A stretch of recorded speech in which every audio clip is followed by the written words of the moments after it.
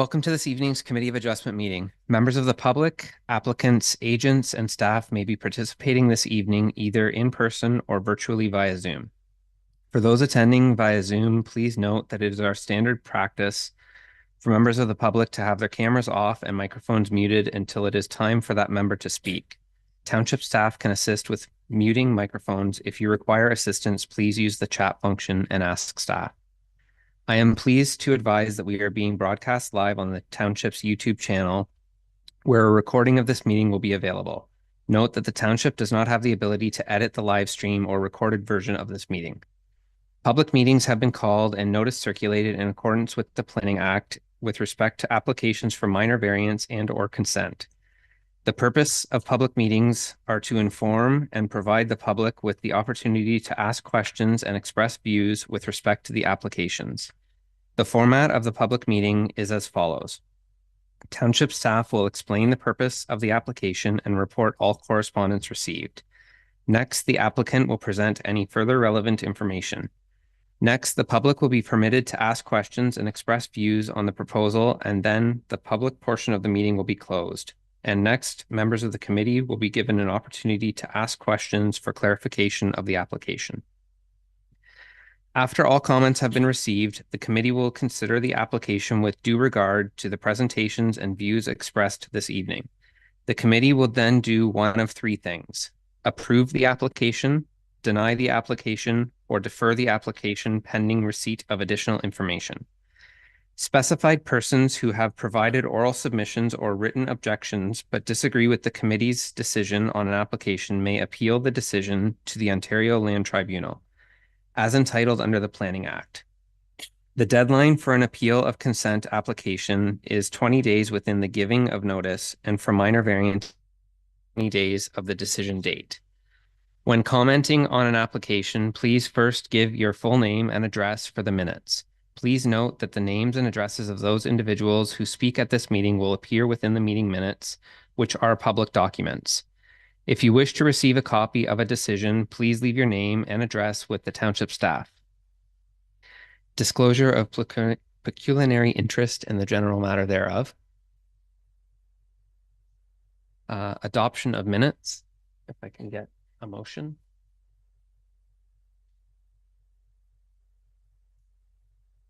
Motion COA 2024-031, moved by Member Vandergeest, seconded by Member Hawkins, that the minutes of the May 21st, 2024 Committee of Adjustment meeting be adopted as printed and distributed. We are carried. Adjourned applications. Would township staff please briefly introduce the application and report on any written response and notice circulated for application for consent B02-23? Thank you, Chair. So the first application this evening is an adjourned consent application B02-23 for lands located at 3599 Severn River. Here we have a key map of the subject property. It is shown in red. It is located along the Severn River. You can see the adjacent public roads and private roads being Upper Big Schuh, White Pines Road, and Sherwood Forest Lane. The 2023 aerial imagery, the subject property again is outlined in red. You can see the extension of Sherwood Forest Lane that cuts through the property here. And the surrounding land uses are shoreline residential lands on both sides of the subject property and crown lands to the rear. The subject lands, as mentioned, are located along the Severn River, approximately 2 kilometers northwest of the Swift Rapids Lock. This application does propose the creation of one new shoreline residential lot, so for a total resulting of 2 shoreline residential lots, being the severed and the retained lands. This application was initially deferred at the August 2023 Committee of Adjustment meeting pending further information. Since that time, the applicant and their agents have provided resubmission together with supplemental materials that address those concerns, which were the cause of the former deferral. As you can see in Table 1 here, it does outline the proposed lot configuration. The SR3 zone does require a minimum lot frontage of 60 meters and a minimum required lot area of 0.4 hectares. Both the severed and retained lands do comply with that shoreline residential 3 zone portion. There is some matters with respect to the lot area of the rural zone portion of the property to the rear. But as we will get into, staff have recommended a condition to address that. This is the severance sketch, which was provided by the applicant. The boundary of the subject property as it sits right now is the thick black line on the outside here. The dashed black line shown here is the proposed new lot line, which would facilitate the creation of a new lot. The red hatched area here is the developable area, and I do have a zoom in just with a little bit more clarity. So you can see the applicants have incorporated into this site design a 30-meter setback from the shoreline as required by the provincial policy. They've accounted for those setbacks to the hydro line, which was cause for the initial deferral in this updated site plan. And they've identified both a building envelope and a septic envelope, which has been reviewed by a licensed septic installer and confirmed that that site is suitable for its installation. The applicants have also identified a potential well location on the backside of that hydro easement. These are just a couple photos from staff's site visit. Not a lot to see on the property right now. It is vacant, but this is just a picture taken from the shoreline, just to give you some context of the type of property that we're dealing with here this evening. So as mentioned, that additional information that was submitted by the applicant does address those previous concerns in the former staff report, which was cause of the deferral back in August of 2023. The applicants have discussed the dissection of the key hydrologic features and how that relates to provincial policy to staff satisfaction. The updated severance sketch now does account for that hydro easement and ensures that there's appropriate setbacks to that feature. As mentioned, the rear portion of the subject property is zoned rural right now. As a result of this application, the rural zone portion of both the severed and the retained lands would be deficient in lot area.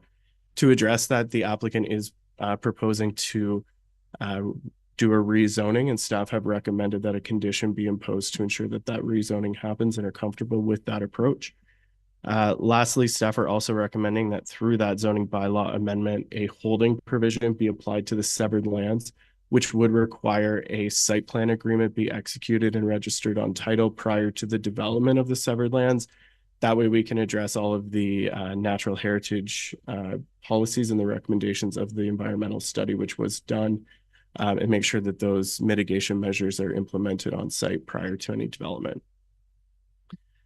The applicant has addressed how the application conforms to or does not conflict with the provincial policy statement, the growth plan, the official plan of the township and the county of Simcoe, as well as address conformity and compliance with the zoning bylaw as prescribed by the Planning Act through their planning justification report, and staff concur with the opinion of the applicant's agent.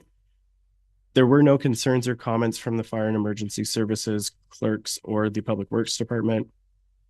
The building division had no objection to the application, but did advise that more detailed plans would be required at the time of site plan control. The County of Simcoe has no objection to the application, provided that the township can confirm that there would be no negative impacts to any natural heritage features. The EIS that was submitted with the application does conclude that their development can be permitted without negative impacts, so staff are satisfied that that has been addressed. Enbridge did provide some comments, just ensuring that the applicant, it be their responsibility to ensure the location of the existing gas service is identified. There is no gas service in this area, but it's just a precautionary comment. So for those reasons, planning staff have no objection to the provisional approval of the application subject to those conditions. Staff are recommending a minor clarification to the condition just to ensure that it is clear that the holding provision only be required to be applied to the severed lands, and we have a slightly amended motion if the committee wants to see that. The conditions are pretty typical for this type of development, being that a rezoning be required to recognize the resulting lot areas and to apply that holding provision to the severed lands. A reference plan be prepared to legally describe the lands to be severed. The in preparation draft deeds be provided for review. A payment of 5% of value as a cash in lieu of parkland dedication to the municipality. Ensuring that taxes are paid up to and full to the date of the request of issuance of the consent certificate. Any fees or disbursements would be the responsibility of the property owner, and that these conditions be satisfied within 2 years.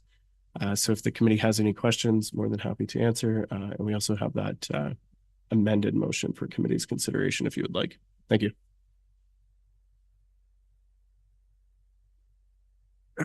If there are no further questions or comments, I declare that the public portion of this application is closed. Do any members of the committee require further clarification or wish to provide comments on the application? Get a motion. And I would just add, if I could, Chair, just for the benefit of the committee, I should have mentioned during my presentation, but this application was deferred, so the public meeting has already been held, and there was no changes to the application at that time since August of 2023. Therefore, there is no public meeting portion for this application. So motion COA 2024-32, moved by member Hopkins, seconded by member Bossy, that staff report D24-021 be received, and that in the matter of consent application B02-23, the application be provisionally approved subject to the recommended conditions included as attachment 5, with clarification that the holding provision only be applied to the severed lands. We are carried. The hearing for this application is now closed.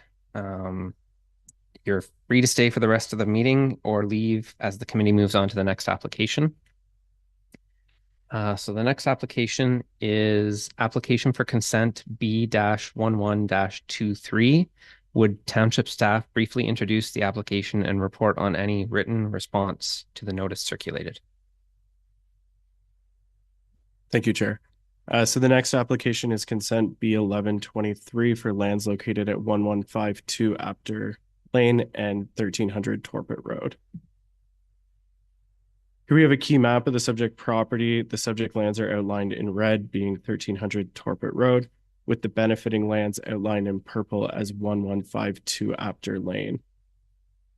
They are located along the western shores of Sparrow Lake, with access provided via Torpitt Road, which is a public municipally maintained road. This is the 2023 aerial imagery of the subject lands. Again, 1300 Torpitt Road outlined in red, and the benefiting lands being 1152 Apter Lane shown here in purple. The lands highlighted in yellow is an approximation of the lands which are proposed to be severed from 1300 Torpitt Road and added to the benefiting lands at 1152 Apter Lane. This application would not result in the creation of a new lot. It is just a lot boundary adjustment.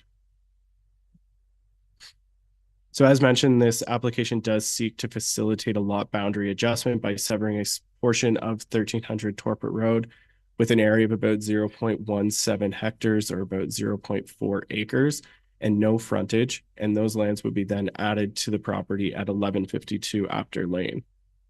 There wouldn't be no new lot created as a result of this application. The subject lands are subject to a conservation easement with the Muskoka Conservancy. That was a condition of the previous consent applications to limit development of them. The Muskoka Conservancy has reviewed this application in detail and has advised that the conservation agreement, which is registered on title, would not prohibit or preclude this type of application. And therefore, they have provided their consent to the application. And just for the committee's information, the township is not a party to that agreement. So the municipality is not involved in that process.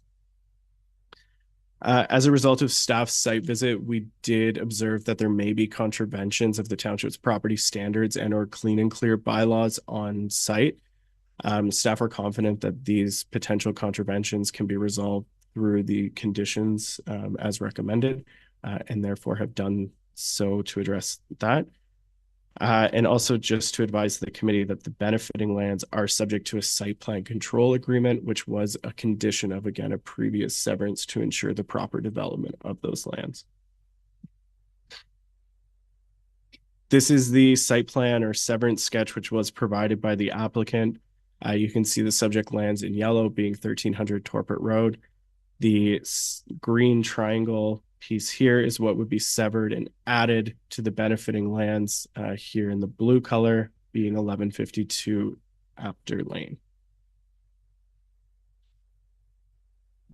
So as explained through the staff report, township planning staff do concur with the policy analysis presented by the applicant's planner as it relates to the PPS, the growth plan, the official plan of the county and the township, as well as the zoning bylaw. Various conditions have been recommended to address matters associated with the lands that were observed by staff at the time of the inspection. So again, being those contraventions or potential contraventions of the clean and clear and property standards bylaw. As discussed throughout the report, there was a new trail that was installed on the property. So staff do have a couple concerns with that, as well as the docking on site. However, staff are confident that through the conditions that are recommended, those matters can be addressed. And there would be no reason to defer the application based on that this evening. There were no comments or objections received from the Building Division, Fire and Emergency Services, or the Public Works, or the Clerk's Office. The Municipal Bylaw Enforcement Officer did provide that comment with respect to potential contraventions of the Clean and Clear and Property Standards Bylaw. Enbridge again provided their standard comments just to ensure safety. However, gas service is not available in that area. And the County of Simcoe did provide a comment stating no objection in principle to the consent, relying on the township's evaluation of what is considered to be a legal or technical matter due to being a minor boundary adjustment. And just for the committee's benefit, this lot boundary adjustment is to address the encroachment of an existing driveway. So that would be considered a technical matter to facilitate that. So for those reasons, planning and development staff do recommend the provisional approval of the application subject to the recommended conditions. Again, those are pretty standard for this type of reference plan to legally describe those lands which are to be severed and conveyed. A in preparation draft deed, conditions to ensure that the severed lands merge with and are not separately conveyable from the benefiting lands to ensure that no new lot would be created. Requiring that the applicant apply for and obtain an amendment to their site plan agreement to incorporate those new lands into that agreement to have the provisions of the agreement apply to those lands. And through that process, addressing the concerns about the trail and the pathway, the docking, and the potential building without a permit on the property to ensure compliance with the site plan agreement. Also, that the applicants demonstrate to the satisfaction of the Municipal Bylaw Enforcement Officer that the lands are in compliance with the Clean and Clear and Property Standards bylaws. Taxes be paid in full up to the date of the request of issuance of the consent certificate. Any fees and disbursements would be the responsibility of the property owner, and that the conditions be satisfied within 2 years of the decision. I do have a recommended motion for the committee. I also believe that the applicant's agent, Lauren Arsenault from Morgan Planning and Development, is in attendance this evening and may wish to address the committee. Thank you. Thank you. Does the applicant or their agent have anything further to add to the application? Please unmute yourself and turn your camera on if you'd like. If you have a presentation, you may share your screen. Good evening, Chair and committee members and members of the public. Thank you for the opportunity to address this application. And thanks very much to staff for that detailed summary. My name is Lauren Arsenault and I'm a planner with Morgan Planning and Development. I do have a presentation prepared, so I'd like to just share my screen and go over that.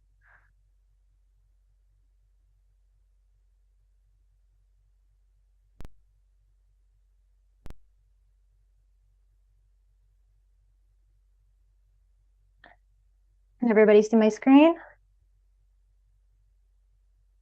Yes, we can. Great, thank you.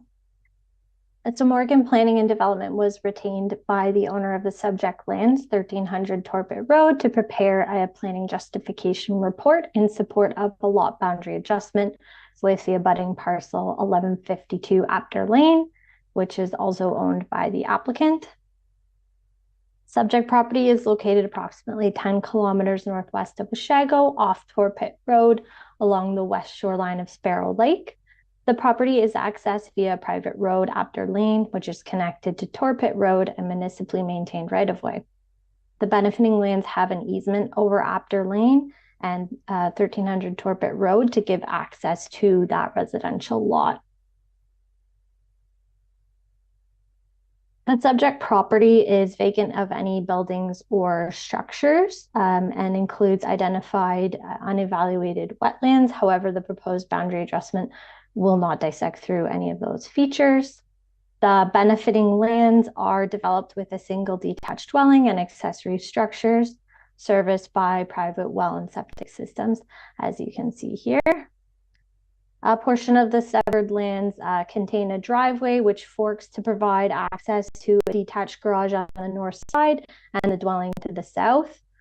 It's the intent of this application to ensure both access routes in the fork Y-shaped driveway on the parcel that they are serving. So you can see here, I'm hoping you can see my cursor, that it's a forked driveway that comes down to Apter Lane here.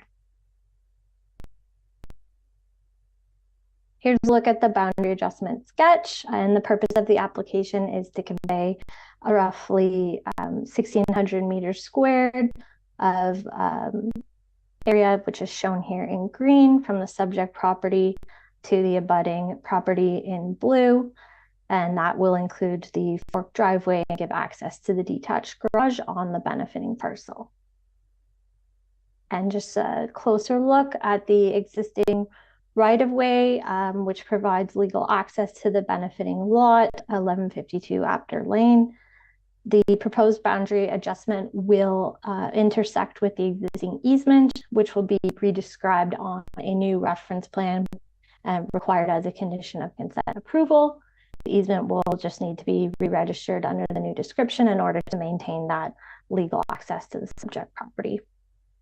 As staff mentioned, there is a conservation easement over the retained land, 1300 Torpitt, in favor of the Muskoka Conservancy, which does prohibit severing or subdividing the land or granting of any easement over the land, except where written approval of the Conservancy has been required. And we've obtained a clearance letter from the Conservancy, which states that the Conservancy is willing to release the restrictive covenant and easement insofar as it affects that part of Part 1 on Plan 35R 38904, which is the subject of the proposed severance. And so this is an excerpt from that plan. You can see here Part 1, and a portion of Part 1 is to be severed in this area, which the easement would be released on. Subject property is zoned environmental protection and shoreline residential 3, SR3. The benefiting property is zoned shoreline residential 3, SR3. No associated minor variance application is required, given that the lot areas and frontages for both comply with the required zone standards. The subject property is designated greenlands in the county's official plan and greenlands in shoreline residential in the township's official plan.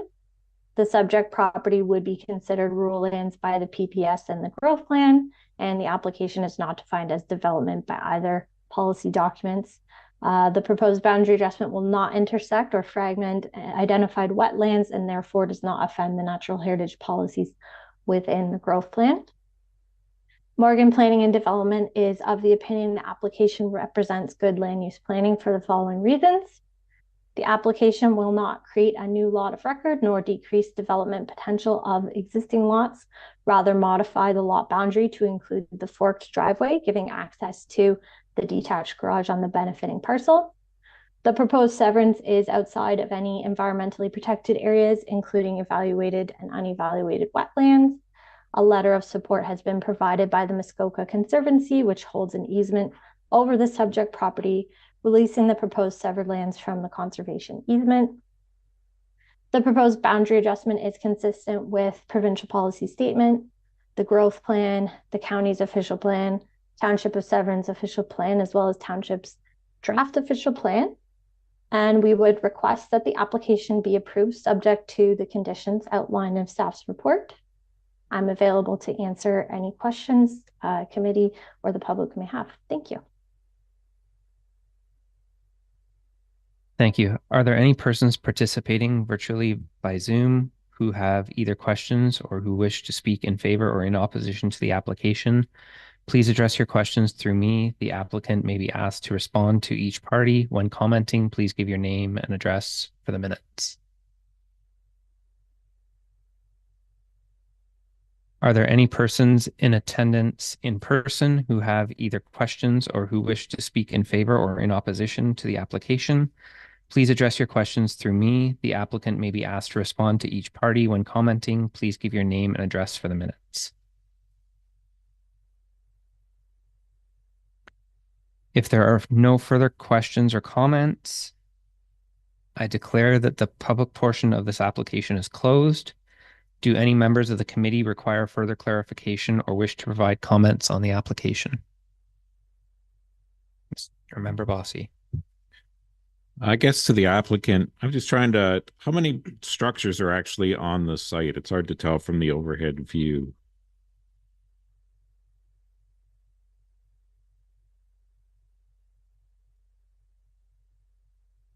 Through the chair to committee member, I believe there is the dwelling. Sorry, let me just pull up the in here. There's the main dwelling, detached garage, the dock, and so there was a temporary structure erected behind the detached garage, and that's something that staff noted with their site visit, something to be rectified through the site plan control process. I did discuss this with our client, and he is amenable to those conditions, and he said that that structure can be removed, and he can look at rectifying the other issues through the site plan control process with staff as well.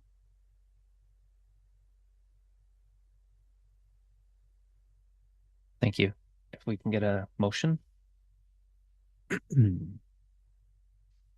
Motion COA 2024-033, moved by member Vandergeest, seconded by member Bossy, that staff report D24-22 be received, and that in the matter of consent application B-11-23, the application be provisionally approved subject to the recommended conditions included in attachment 5.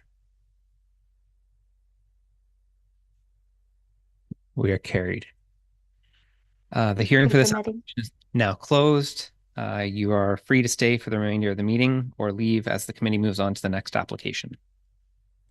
The next application is application for minor variance A-12-24. Would township staff briefly introduce the application and report on any written response to the notice circulated? Thank you, Chair. As you noted, the next application on our agenda this evening is application for minor variance A-12-24 with respect to 4361 and 4363 Ramsay Street. We did receive 2 articles of written correspondence following the publishing of the agenda. We received written correspondence from Donna Parisi in objection to the application. We also did receive written correspondence from the applicant's solicitor in support of the application, which was circulated to the committee members, and I will expand on that briefly in my presentation. I would just note that the applicant and their agent are in attendance this evening and do wish to address the committee following staff's presentation, so I will try to keep it pretty brief as they will provide some additional details on the application. So as shown on the key map on the screen, the land at the intersection of Ramsay Street and Muskoka Street in the Washago settlement area. The lands are surrounded by other existing residential and shoreline residential uses, along with an institutional use being a church, as well as an existing group home to the rear of the subject properties. The lands are currently vacant as shown on the aerial image on the screen. Committee may recall that the property owners are in the process of going through the cancellation of consent process to merge the properties into a single larger overall parcel. The lands are currently zoned residential 1, and as I noticed within the fully serviced settlement area of Washago, the applicants are seeking a reduced minimum distance separation from that existing group home to facilitate the future development of a new group home to support 5 individuals in the Washago settlement area. I will just note that a group home is an as of right permitted use in the R1 zone. So the application is just to address that minimum distance separation. It's not to address the use. So that being said, I just wanted to kind of expand on the actual variance being requested. So the variance being requested is from the actual footprint of the other group home to the proposed footprint of the new group home. All of the other lot requirements, such as setbacks, lot coverage, height, those would all still continue to apply. The only variance being sought is to facilitate that minimum distance separation between the existing group home and the new group home. On screen is an excerpt from the zoning bylaw section 3.9, which speaks to group homes, which is includes the provision from which the applicants are seeking a minor variance. So applicable to group homes in the R1 zone, group homes shall only be permitted within a single detached dwelling. Section B is the section the applicants are seeking the variance from. So group home be separated from any other group home by a minimum distance of 1,000 meters. And C, all of the provisions of the respective zone in which a group home is located shall be complied with. So that would be the R1 zone provisions that we were speaking about. I will allow the applicant and their agent to expand on this a bit more because they do have some additional information. However, the general purpose of a group home is intended to provide support for individuals who need additional support and encouragement in order to develop or regain a measure of self-sufficiency and autonomy. Generally intended to provide residential care appropriate to the needs of the persons living in that dwelling. So for example, this could include support for those with physical disabilities, developmental disabilities, or housing for the elderly. However, the applicant and their agent will go into more detail on the intended use of the group home.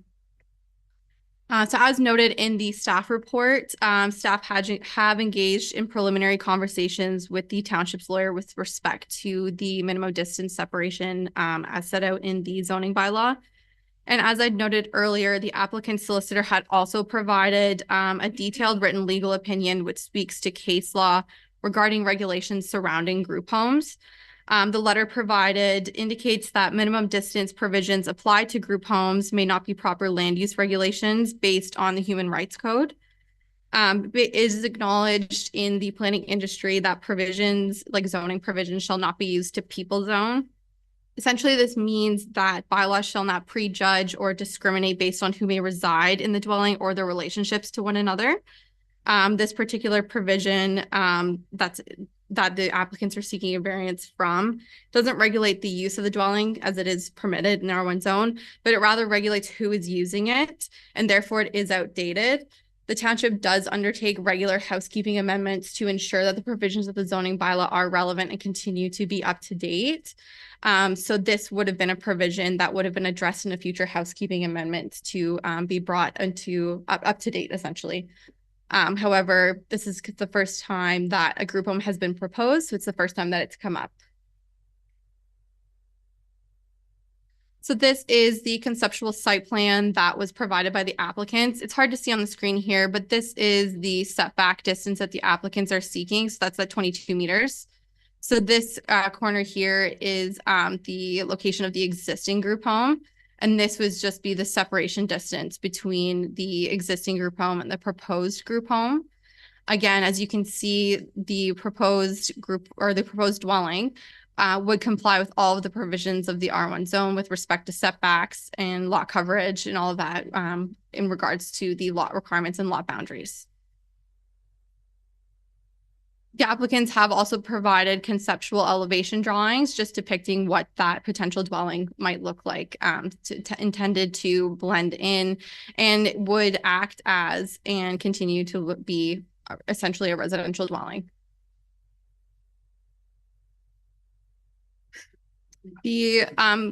As I stated, the applicant's agent has provided a planning justification report with respect to the application. Planning staff have no objections to the professional opinions expressed by Mr. Pauk in his planning justification report. So I will allow them to expand on that through their presentation. Additional comments that were received internally from the building division, stating no concerns or comments for the minor variance proposed for the project. Any construction will be addressed through building permit application at a later date. No comments or objections were received from the clerk's office or the public works department. Therefore, planning and development staff have no objection to the application or provisional approval to the application, subject to recommended conditions. So in this case, planning staff are recommending that the applicant shall make an application and pay the applicable fees as required to complete a site plan agreement with the municipality pursuant to Section 41 of the Planning Act. That would allow for additional detailed design on site. It's a standard condition that applies to this type of development. The agreement would be registered on title and restrict the development of the property to what is proposed through that. That the construction shall be in compliance with the plan submitted with this application and that municipal taxes be paid to date. But thank you, Chair. And as I noted, the applicant's agent wishes to speak to the application. Thank you.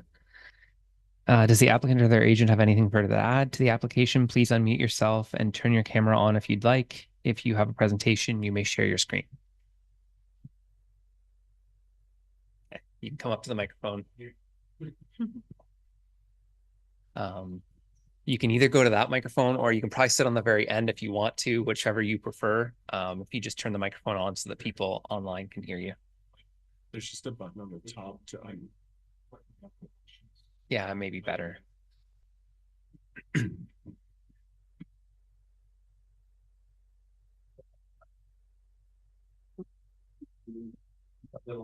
A little light.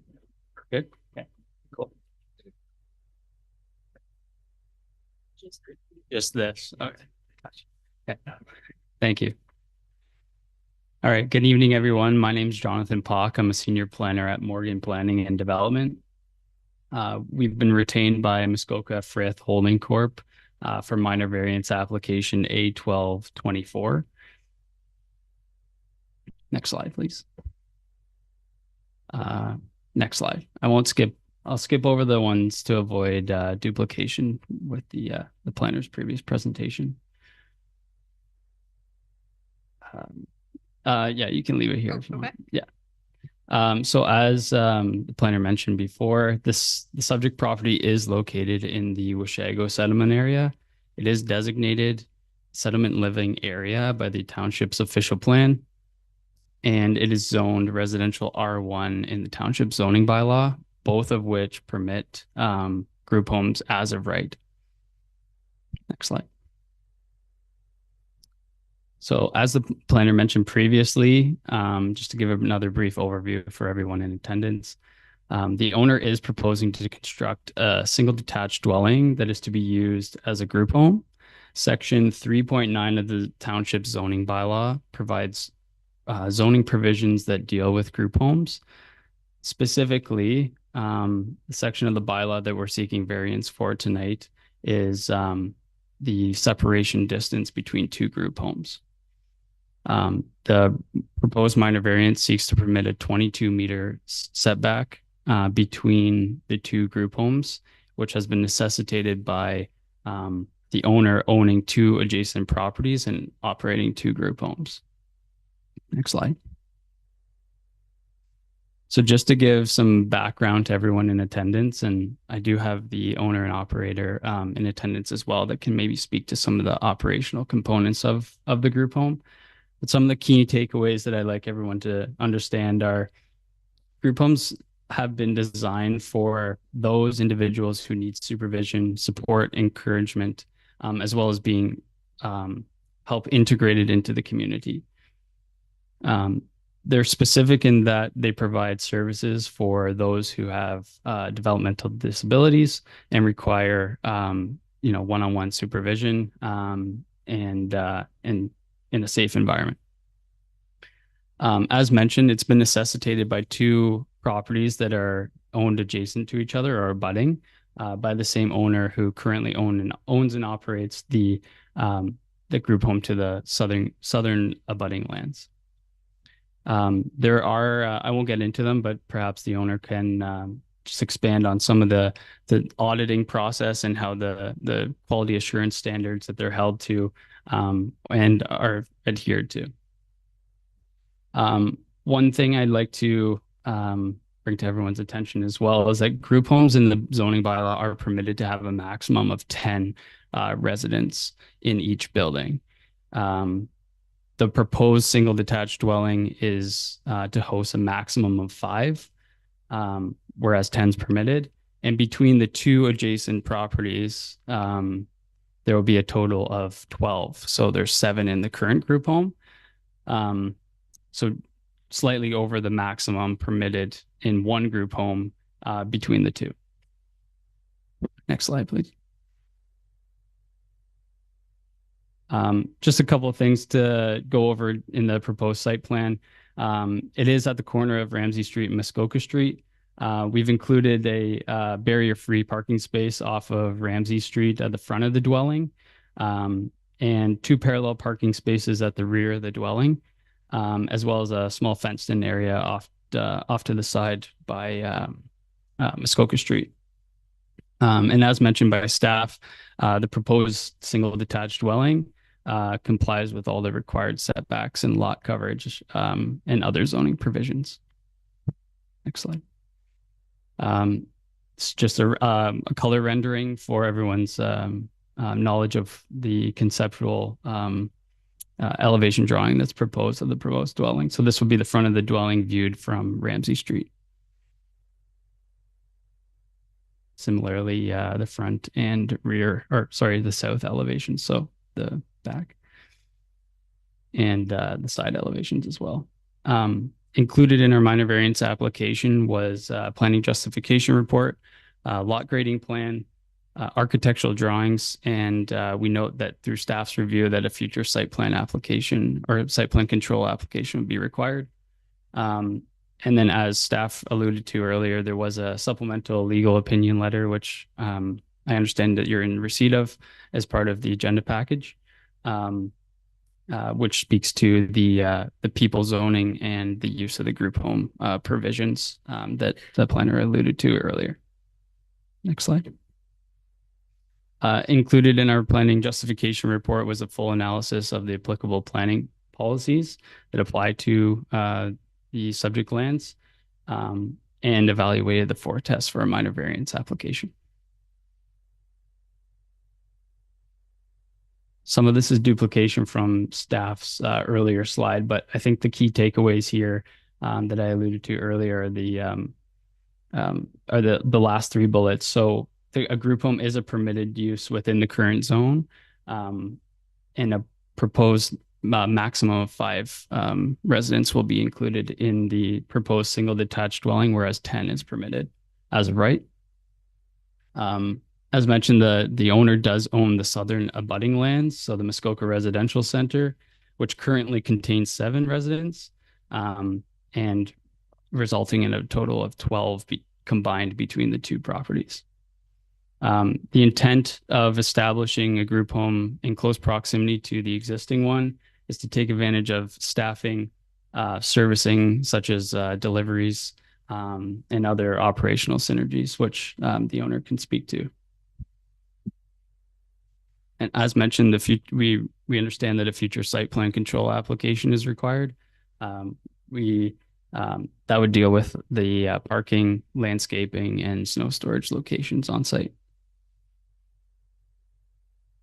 So just to, in conclusion, I'd just like a couple key takeaways for everyone.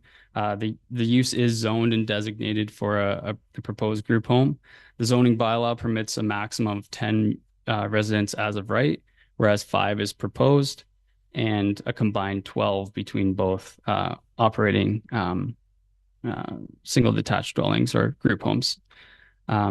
The lawyer opinion included as a supplemental piece to the application submission has been provided to confirm that the zoning provisions included in the zoning bylaw, along with the case law, are related to people zoning.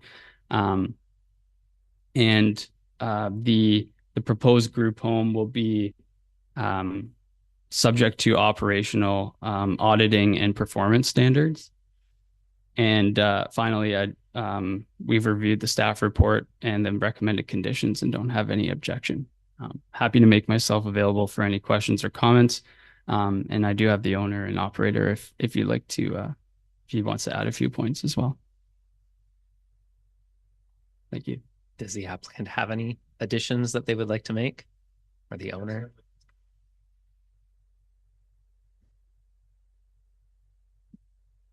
No? Okay. Are there any persons participating virtually by Zoom who have either questions or who wish to speak in favor or opposition to the application? Please address your questions through me. The applicant may be asked to respond to each party. When commenting, please give your name and address for the minutes. Councilman? Yes. It's Rick Pierce. I'm a resident of Washego. I have some concerns. If I can get your address as well, please. Yes, I'm at 3308 Hendy Lane, Washego.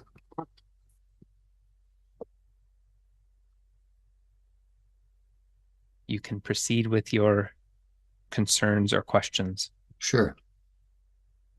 I'm a 45-year resident of Washego. Appreciate this opportunity to speak about this. I do strongly oppose the request, and I'd like to highlight a few of my concerns. First of all, Washego is a very small community, as you know. We currently have the existing group home. So what seems to be presented by the applicants is this so-called minor variance, which obviously is contrary to the intent of the official plan, which includes the spacing requirement. And I know they mentioned the human rights situation, and that's something I'd like to address as well. I don't think there's a person in Washego or in Ontario or Canada, well, there might be, but not very many people would disagree with the concept of group homes. We all think that that's a wonderful thing. My wife and I have run a charity for 20 years helping disadvantaged people. So that is not our objection. It has nothing to do with the people planning. Now, there's a couple questions I have that if anyone there knows. How many group homes are in Severn Township? Does anybody have any idea? I'll refer to staff.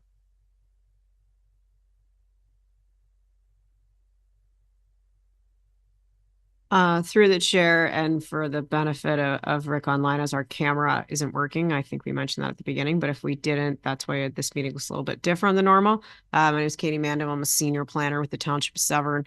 Unfortunately, I do not have that information. They are regulated under Ontario regulations. They are subject to fire inspection. So if we did have a member of our fire department here, they probably would be able to answer that. But unfortunately, I don't have that information. Sure. I'm just wondering because it would seem that putting 2 group homes in a little town like Washego would be a little bit preponderant for the community. But besides that, nothing was addressed regarding why there's spacing requirements. This isn't something unique to Severn Township. It's across all of Ontario. Municipalities all over Canada and the US and the world have these requirements, and there's good reasons for them. None of those were indicated. I know the reasons why a group home group would want to, to synergize costs and do all those other things. And of course, why not? But there's so many other reasons why these spacing requirements are put in place and why Severn Township put it in place in the first place. 20 or 60 meters is a far cry from 1,000 meters. Why is 1 kilometer required?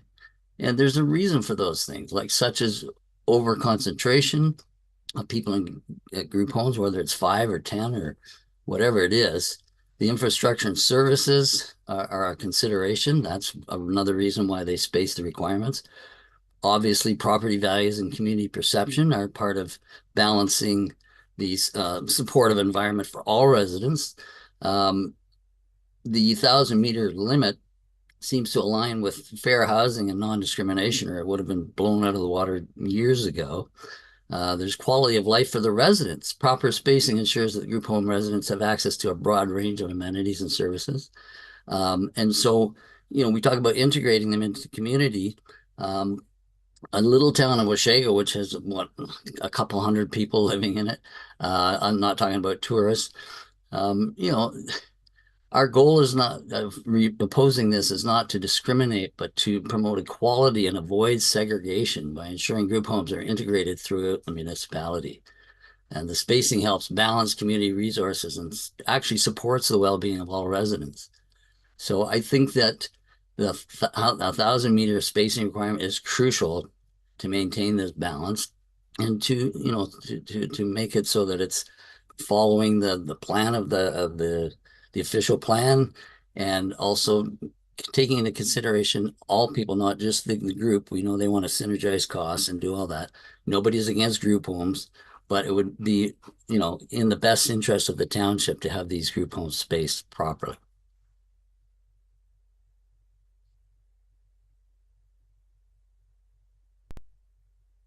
Thank you for your comments and concerns.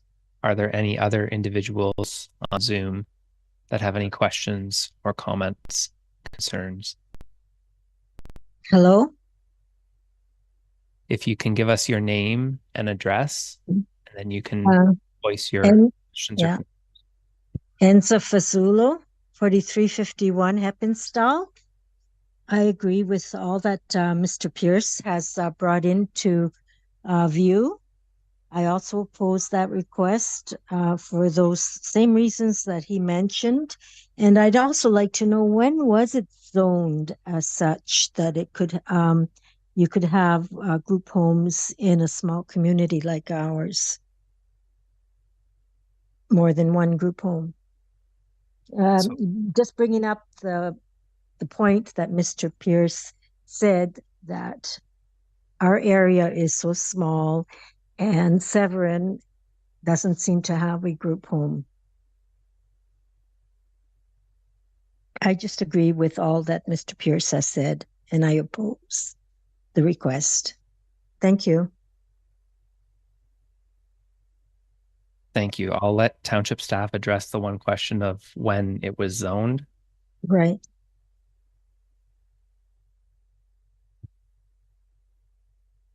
This is Katie Mandeville again, since you can't see me.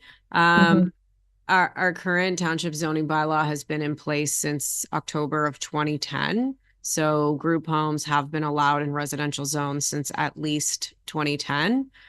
They are allowed in other zones within the township as well. And they are permitted under the official plan as of right, basically in every zone. So this is not a new phenomenon. It's just not one that has come up before to this committee. Thank you. Are there any other individuals on Zoom, or do you have further questions?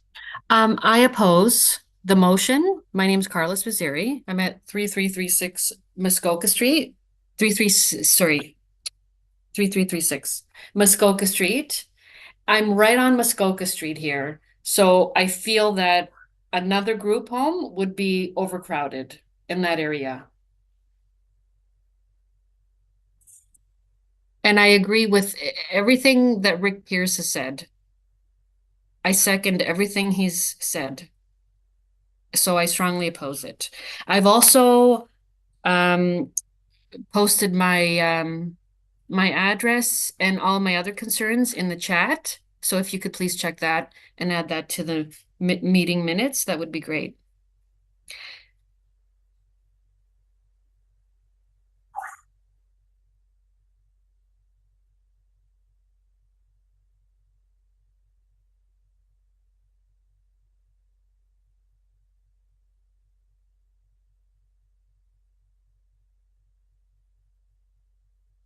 if I can maybe just get staff to read through those comments so that they're part of the public meeting.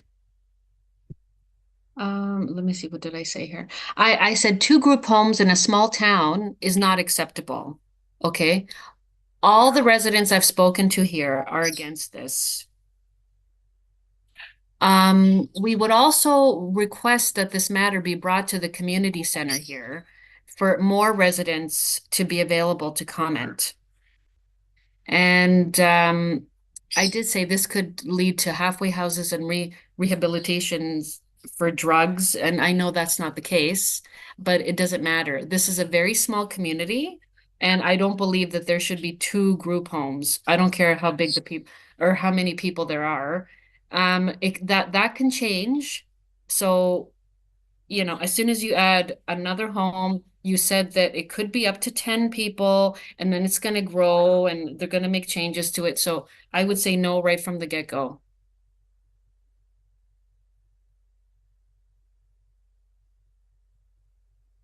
And I've got I put my address and everything in the chat there.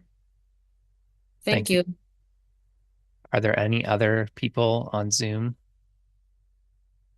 that have further questions, comments? It's Rick Pierce again. I was just wondering, when is the decision made on this?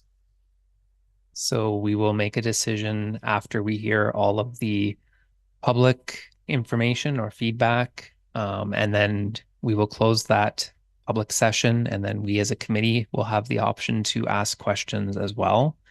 And then once we are satisfied with the questions that we have, we will then move to hearing a motion, and we will vote on that at that point. And then that decision is basically made at that point. Would one of those possible motions be to table this for further consideration?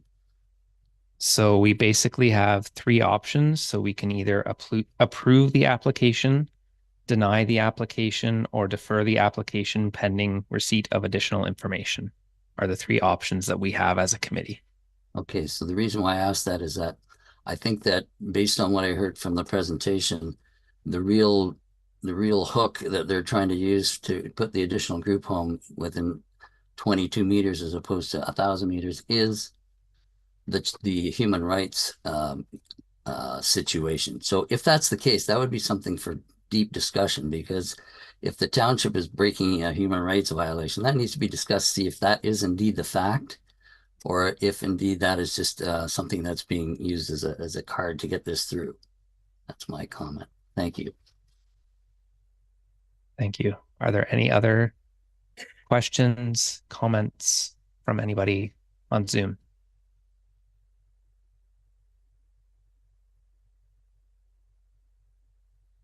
Are there any persons?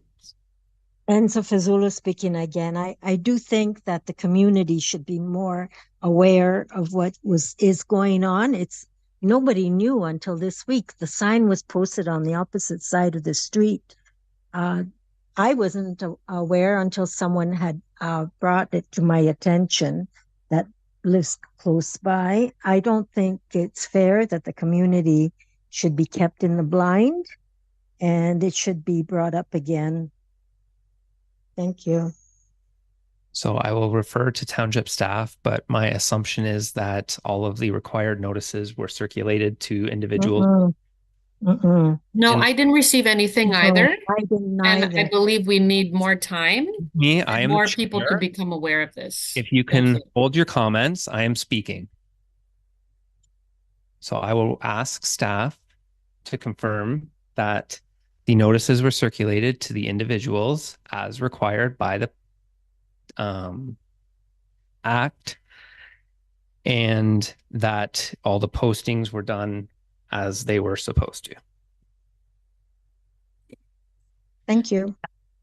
This is Katie Mandeville again.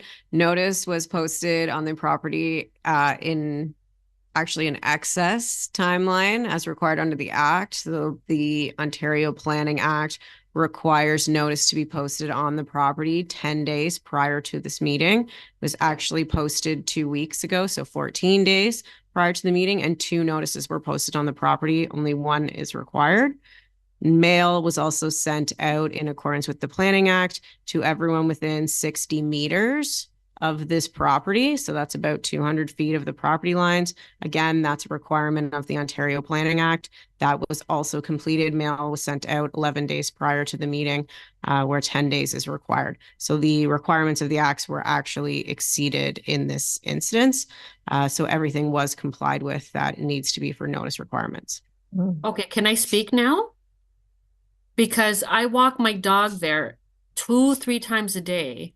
And I'd like to know where on the property this is posted, because I go there, I walk all the way up Ramsay and down with my dog, and I have not seen any notice. I haven't received anything in the mail. I'm just down the road from them or from that street. So I'm sorry, we had no idea. Yeah. Okay, so that's for the record. Thank you.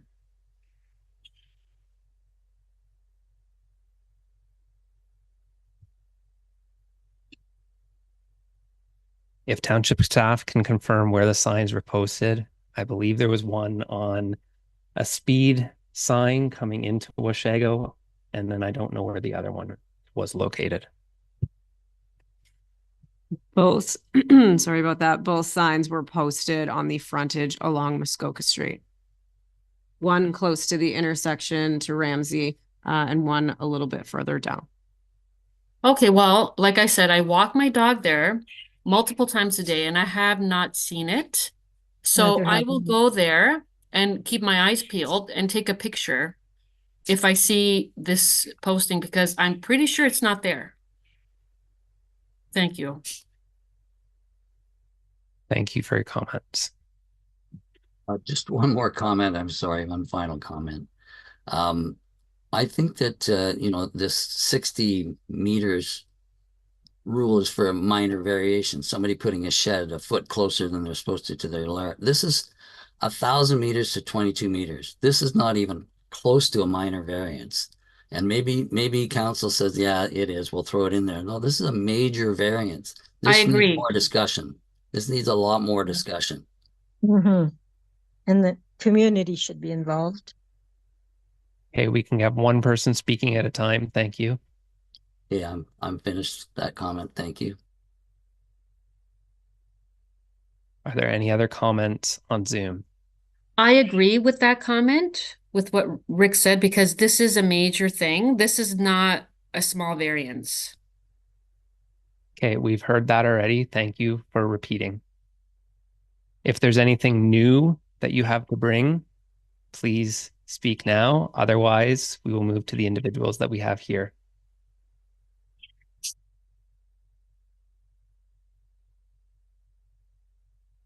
Are there any persons participating in attendance? Sorry.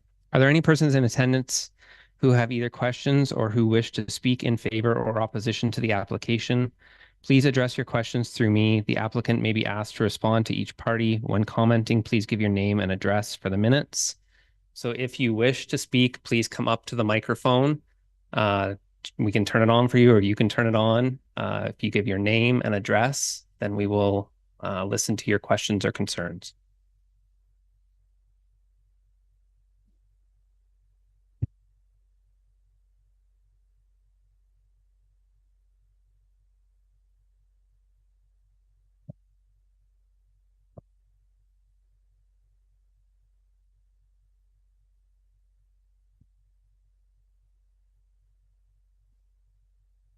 Is it on?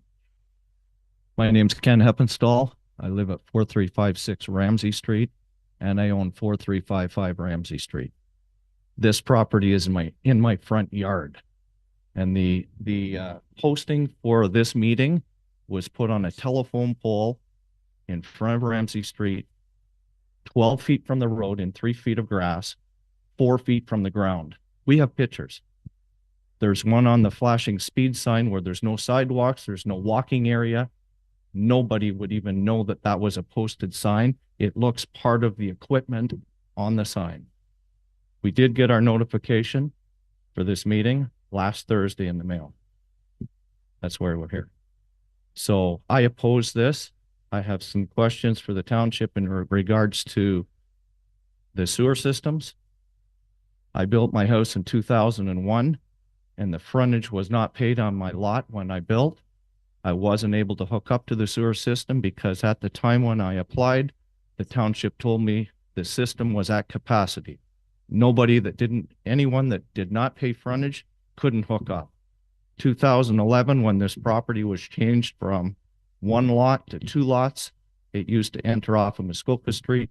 Now there's 2 lots that come off of Ramsay Street. They got 2 sewer hookups. We were okay with 2 dwellings going there, maybe 2 nice little houses, new family members, 2 families. How did they get 2 sewer hookups when I can't hook up from 2001? I still can't hook up. I phone every 2 years. We're at capacity. I know the mayor personally. I've asked him several times. Well, that has to go into the committee, but he says, I'll tell you right now, Ken, we're at capacity. Nobody can hook up. So my question is, if there's 1 dwelling going there and it has 10 people living in those rooms, plus a kitchen, plus laundry, that's a whole lot of shit going downhill.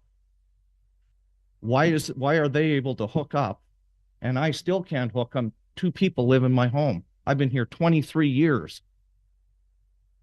Good question, right? How was it that they were able to have 2 sewer hookups in 2011 when that was changed? Can someone answer my question? So I will remind everybody we're here to discuss the minor variance. Does the sewer have nothing to do with a dwelling going on that minor variance? I will refer to township staff, but that, to my understanding, would be taken into account during the building process. But township staff, if you can reply to the question. The Township's Public Works Department, sorry, this is Katie Mandeville for those online. The Township's Public Works Department administers water and sewer connections. I was aware that there are 2 previous connections here. I don't know why people are allowed to hook up and why they aren't. Unfortunately, that's a question for the Public Works Department. They did provide commentary on this application and did not express any objections to this application. So I don't know your answer to your question, unfortunately. Of course. So 30 years ago when the sewers came through, if the frontage wasn't paid, you can no longer hook up. I don't think 30 years ago there was there was 1 lot there. It may have been paid, but I'm just wondering why they were allowed to hook up 2. Now they're going to put a huge building there, if this is passed, with 10 clients living there, possibly 10. They're saying 5, but 10 plus staff, plus laundry, plus kitchen. That's a whole lot of sewer. So again, I will remind everybody we're here for the minor variance. Okay, I oppose the minor variance. If you have issues with other parts of this application, you should probably use your council person that is local to you and provide your feedback to them, as we can't take into account any of that for this particular minor variance. We are here to discuss the minor variance, and if there's issues pertinent to that, we take that into consideration. But all these other people are commenting on the group home. I'm commenting on the group home, and I oppose it, and I oppose this minor variance because it's in my front yard. I don't think any one of you people here would like a group home in your front yard. I just spent my life savings. I'm 62 years old, my life savings to buy my father's property after he died from my siblings. And now this is going in my front yard. I've already contacted real estate.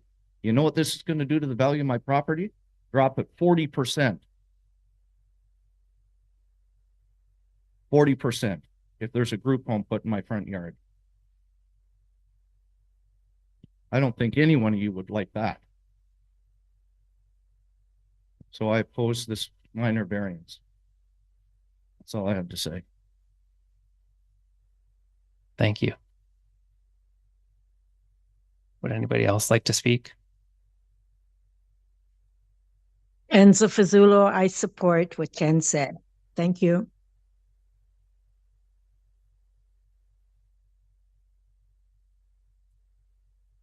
Hi, I'm Phil Azzaparty from 3374 Muskoka Street.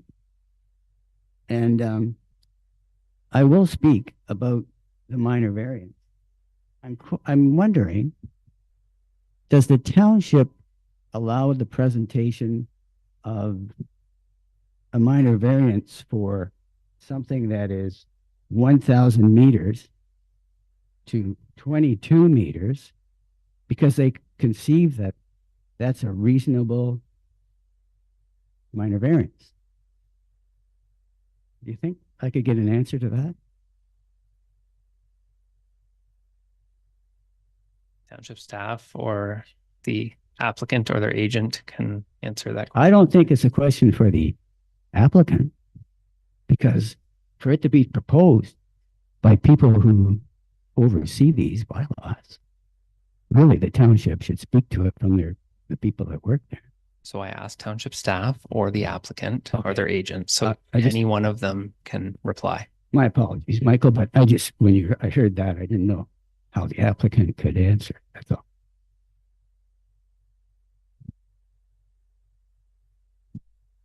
A minor variance under the Planning Act is designed to vary any provision of the zoning bylaw. So anyone can apply, they could apply for a 0 meter setback. Anything is possible to apply for. In this case, the setback should not be in our zoning bylaw. That is what the legal opinion circulated. Unfortunately, it wasn't on the agenda, so you folks didn't get to see that yet. We have discussed with our township lawyer, as noted on our staff report, that we cannot enforce this provision of the zoning bylaw. It is against the Human Rights Code. We need to not discriminate people based on their housing needs. So that is why the applicant chose to go the minor variance route, because the provision is still in our bylaw. But should the township try to enforce that provision of the bylaw, it would not be held up in the court of law. So unfortunately, this is the only mechanism until the township changes that provision, which is what one of our planners spoke to earlier, is that through housekeeping amendments, we do update and change our bylaw. This has never been brought to our attention before. So the next time we do an update to our bylaw, we will be removing the setback provision because we're not able to have it in there. So many other municipalities have already gone through the process of removing it from their bylaw, and we will be doing the same type of thing. We're not even supposed to use the term group home anymore. It is a different terminology now. So that is why we're here for this meeting, because we still have it in our bylaw, because our bylaw is 14 years old and it really shouldn't be there anymore. Well, did we not go over a redo of a 20-year plan and have everything updated just recently? If staff can address that question. Through the chair again, our new official plan is on our website. We have a public meeting tomorrow morning about it. And it does not directly refer to group homes. It refers to the new definition, which I just pulled up here, which is titled additional needs housing. That's right from the province. The province mandates that it's allowed in all residential areas as a type of specialty housing, so a type of a residential land use. That is contemplated in our new official plan. Our new official plan, which is online, and again, there's public meeting tomorrow morning about it. It does contemplate additional needs housing, and it is permitted as of right in all residential zones under the new official plan. And so, Chair, if I might ask, in that new plan that we're hearing about, will there be some kind of setback between existing homes as they're described? Staff, if you're able to speak to that. Through the chair again, there will not be a setback in the official plan because we are not able to have a setback anymore. So no, the new official plan basically allows for any type of housing within residential areas, which would include additional needs housing. So that would be permitted in any area. Our current official plan actually also allows them in every residential area. It is our zoning bylaw that has this setback that is outdated. And so, Chair, the new bylaw then will have a setback between properties, I assume. And will the 22 meters comply with the setback between standard properties, residential properties? I know there are setbacks from property lines. That's my question. So I'll refer to township staff on this question. Thank you. sorry, through the chair again. Yes, every building that's built on a property needs to conform to the zone provisions in terms of setbacks to lot lines, maximum lot coverage, minimum number of parking spaces, all of those types of provisions. Those are still in play for any type of housing, any type of building. And this is proposed to meet all of those provisions. This application, with the exception of the one provision that should not be currently in our bylaw. So, Chair, am I hearing that 22 meters will meet the new setback between properties? Is that what I'm hearing? So I think what township staff was trying to say is, depending on your residential zone, right, each zone will have a different setback from your property line, whether it be your frontage property line, your back lot line, or a side lot line. right. Those numbers are all different for different property types. The proposed dwelling that is going to be going onto this lot would be meeting all of those requirements. It is just currently not meeting the one that has separation between group homes as currently defined. So we're hearing that the new 20-year plan is going to include bylaws that will allow this to comply, really, at 22 meters. Is that what you're saying? To my understanding, and staff can confirm, that if the new plan was implemented as of right now, we would not be here tonight discussing this because there would be no need for a minor variance. Mm-hmm. Okay, thank you. Sorry, can I ask a question? I'd like to know No. what the zoning is right now. You had your chance to speak before. We've moved on to people in the room here. We have 25 plus people in the room. We spent a lot of time with the individuals on Zoom, so I'm going to give the opportunity to the individuals in the room to have their voices heard as well. Anybody else in the room that would like to speak, come forward. Thank you. Duncan Alderson, 3288 Muskoka Street. This all seems like a little bit of a formality now that we're learning this. This might have been useful information at the start, but I realize there's a process to follow. I think since we have to go through this motion of having the public heard, that we should return to the whole purpose of having the public involved. And that is to determine if, first of all, if it's appropriate and desirable for the people in the community at the present time. And we have to think of that at the present time because the present rules apply, and that's why we're here. And whether, and that includes it being an undue concentration. And I think that is something that was clearly defined in whatever written material that governs this situation would apply to. And I know from my involvement in the community in the last dozen years that it is a tight-knit community, and public opinion says this is not going to be good for the community. Severn Township is a great township. I think we do good things and we progress in the right direction. If we make a decision or it's deferred at some point today, or that's the decision to sort of defer it later, I think, again, the eventual outcome is that this is going to happen anyway. Obviously, it would depend on the applicant's situation and what they're willing to wait to do. But that sort of does, again, make a mockery of the citizens in the area because we're caught in this sort of backstory of being outdated in terms of our compliance with what everyone else is doing. And for that, I'm sad. So I just wanted that to be known. Thank you. And of course, I oppose. Thank you, official. Thank you. Anybody else that would like to speak? If you can come forward, name and address, please. Hello, it's Greg Pryor of 3289 Muskoka Street. And I want to get one thing clear. This is also a for-profit business, is it not? Am I correct in that? If the applicant or their agent can confirm that, is it a for-profit business? Versus a They nonprofit? they are nodding their head yes, so it is. Okay, then. So that's what we're dealing with.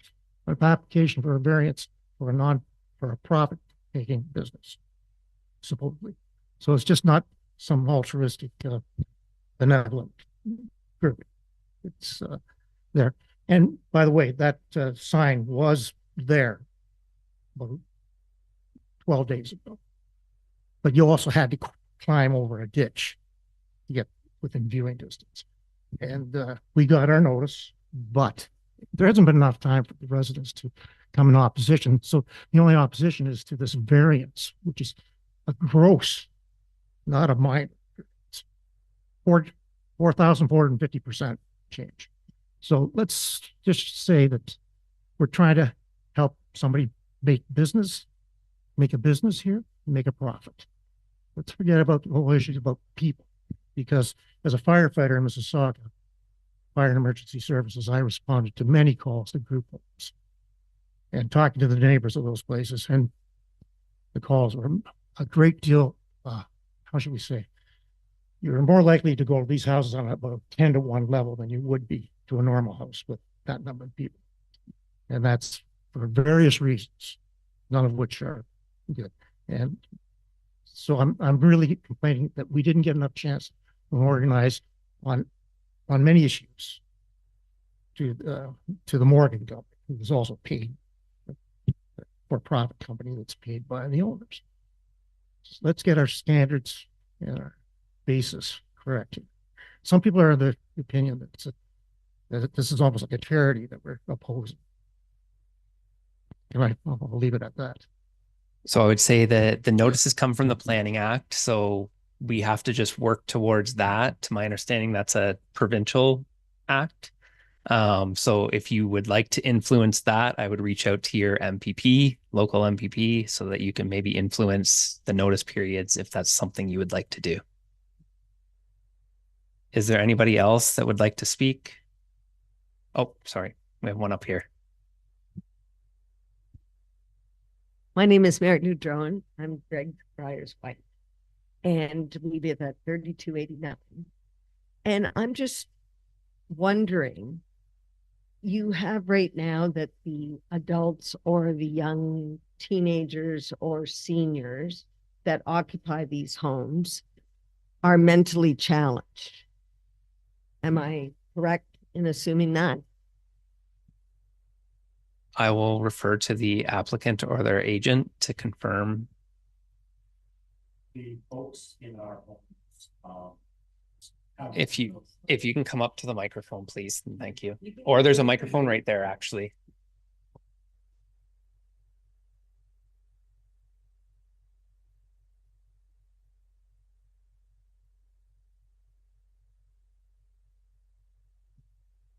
My name is Brent Frith. I am the owner of Muskoka Residential Center and the applicant for our new facility, right beside it. And to answer your question, the folks in our residences are have different mental disorders, varying from autism to varying levels of incapacitation. We are very, very proud of the support that we offer all of our residents. We take pride in the communities that we work in, that we supply support to our residents in. We too have been residents of Washego for 13 or 14 years. We again take much pride in the support of our community, of all the businesses in Washego, of the employment opportunities we're able to offer to all of our folks. And this is simply a small addition to our facilities. I can speak to a couple of things that have come up in the last hour or so. We are only going to have, I'm sorry, I'll go back to answer. Can I just finish and then you can tell it? I curious to know that in the future, the people within these homes, they will change to either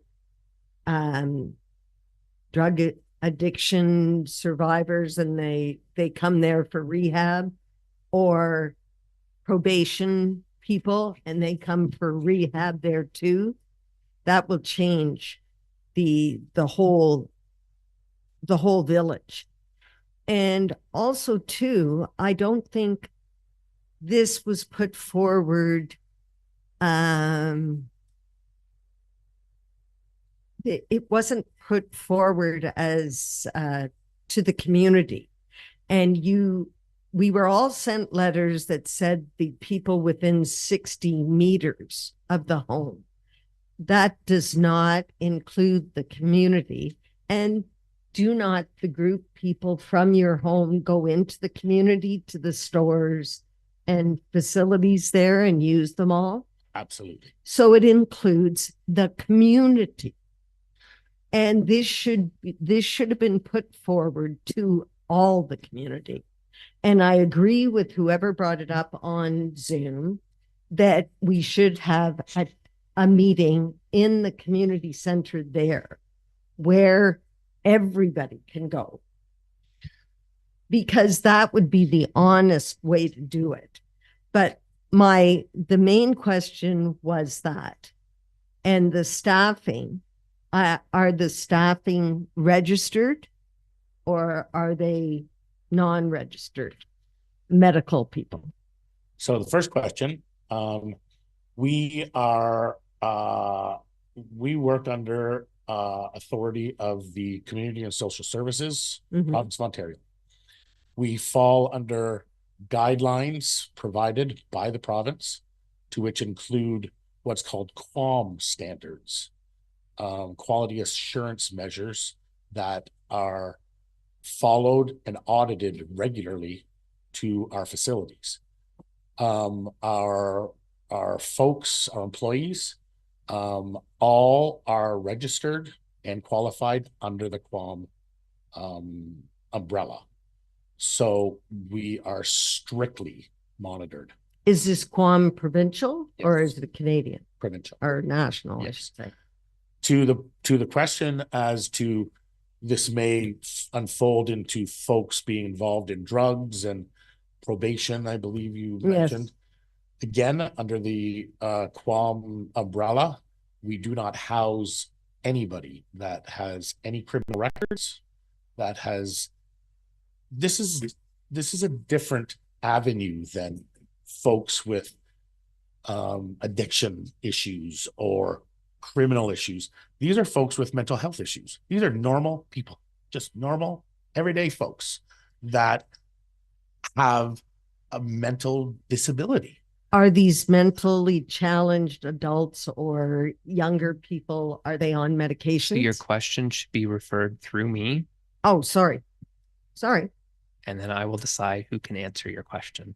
Okay. Are these mentally challenged adults on medications?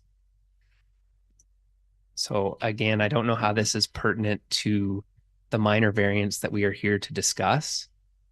The minor variance includes this group home that's coming into the area. So the minor variance here is to basically the distance spacing between two group homes.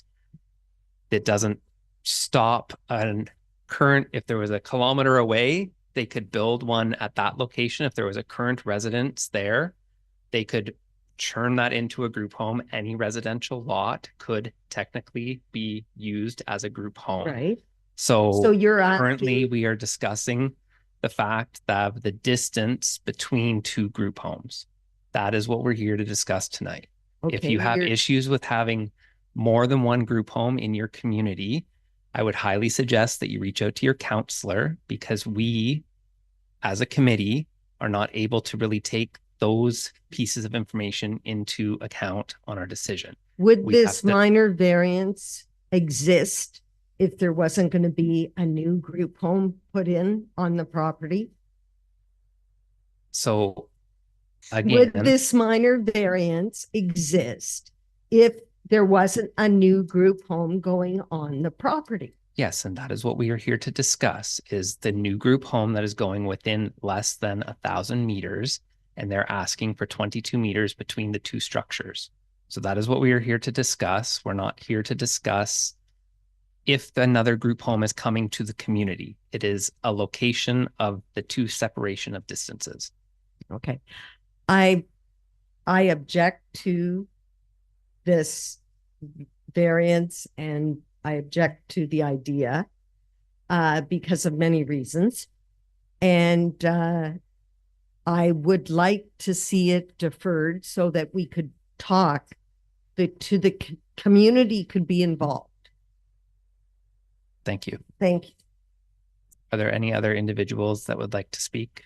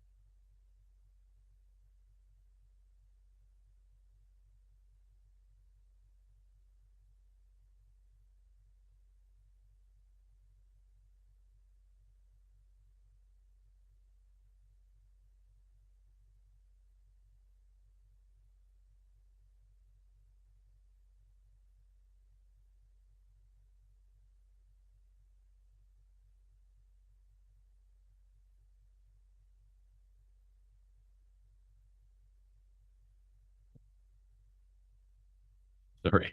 So just taking the example to the extreme, it would mean there could be 10 cars in every driveway because we're talking potentially adults. A group home doesn't necessarily mean it could be anybody, could have a license, so they could have a car. So speaking to the issue of the minor variance, I see the point of the resident. So I'm not a resident in Washego, but I'm a resident of Severn. So I think there's going to be a lot more discussion concerning this whole thing if they drop this bylaw, because it means every house in town could have 10 people. So we have to consider whether the ramifications of that for snow plowing, for emergency services, where are all these people going to park? So I think it's probably legitimate to have these places a kilometer apart because of the potential for who knows how many vehicles or emergency services. Like I said, my son-in-law is a firefighter right here in Aurelia, so I can speak to where most of their calls happen. So I can't say I'm not opposed to group homes, but I'm just saying there's food for thought. Something has to be thought out more than just dropping this bylaw, because if this thing is just dropped point blank for the sake of human rights, well, what about the human rights of the people that are living there today? They have human rights too. So that's all. So I think from what Katie had mentioned earlier, there is a public meeting tomorrow to discuss the plan. So that might be a good spot to come and voice your concerns about these new changes. I will also let township staff speak. Thank you, Mr. Chair. I just wanted to make a comment. We hear very similar concerns about short-term rentals, if any of you were involved in those discussions. So I would encourage you, if there's ever a problem with parking or noise or any attributes that you are kind of offhandedly mentioning tonight, that we do have bylaws on those types of things, and you can make a complaint through the township to investigate those kind of things. I did just want to comment, we don't currently prohibit you from having 10 people living in your house. If you wanted to move in 10 people and not charge them rent unless you're registered in some kind of forum like the gentleman here tonight, you can have a family of 10 people living in your house. We can't people zone, which is a term we were kind of trying to use earlier tonight. We can't dictate who lives in your house. We can, to a certain extent, comment on if you collect rent from those people or if you are, you know, slicing up your house, which is against a fire code or a building code kind of thing. But if you just out of the goodness of your heart wanted to let all of your family live in your house with you, not something the township can be involved in, not something we're allowed to legally be involved in unless there's an exchange of money, an exchange of care or services, that kind of thing. And that's where the province gets involved, as this gentleman was mentioning earlier, through these different provincial regulations. So I just did want to comment on that. But in terms of parking, noise, you know, debris, trash, all that kind of stuff, we do have bylaws on those things. We do have a new bylaw officer, so we have more bylaw support than before. So if you do have complaints on those kind of items, definitely please feel free to bring those to our attention, and we can investigate accordingly. Thank you. Is there anybody else? If you can come up, give your name and address, please.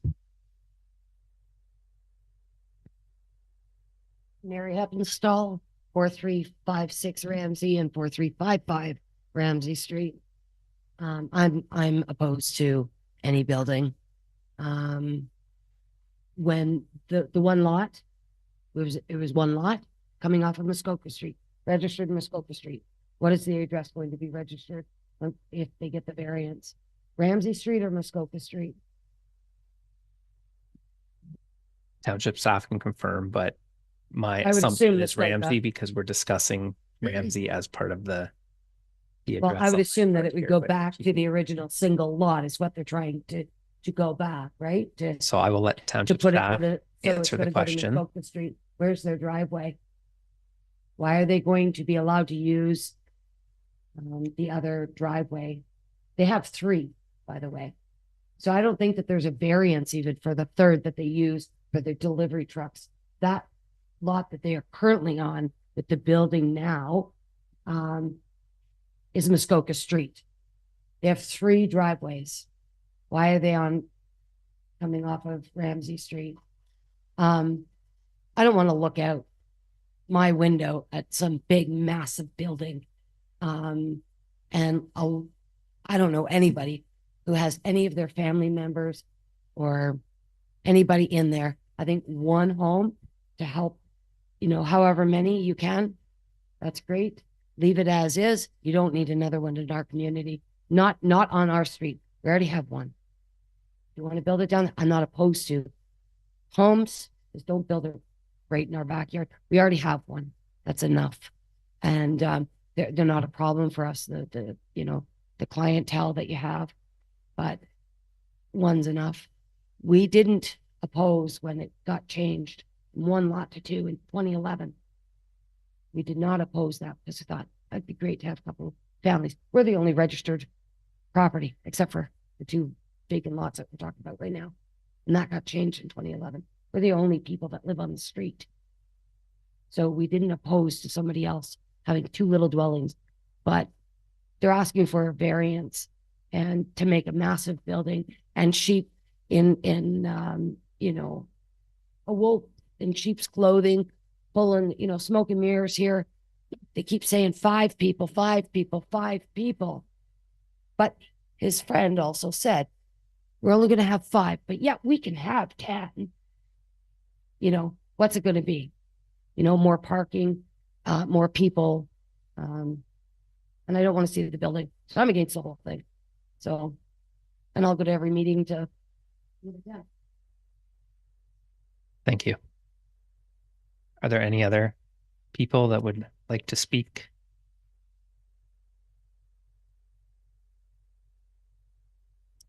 If there are no further questions or comments, I declare that the public portion of this application is closed.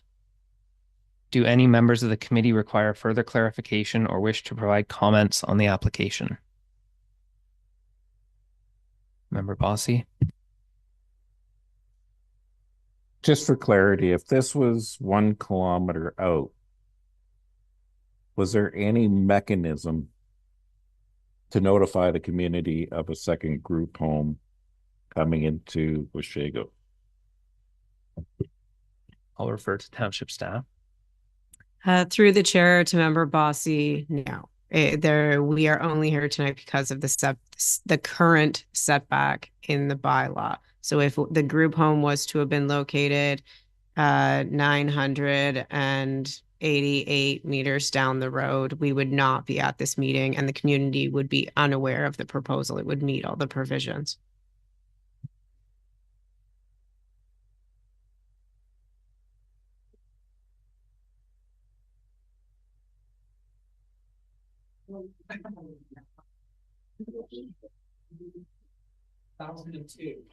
Sorry, an additional 978. Sorry, I'm not very good at math, but say it was 1,000 meters down the road from this one, there would be no notification, correct?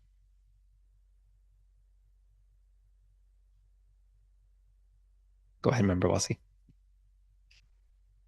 I just want to say I have a mentally challenged son, and I'm offended that this community wouldn't accept him in this community. That's all I got. That's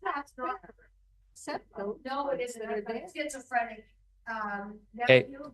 I have autistic nephews and cousins. The public portion of the meeting is closed. Thank you. You can't say something like that. Very, very supportive of it. Never said nothing when the man moved in. He disrespectful to Yeah, that's disrespectful. Right. No, man, you're so wrong. So Excuse me. no.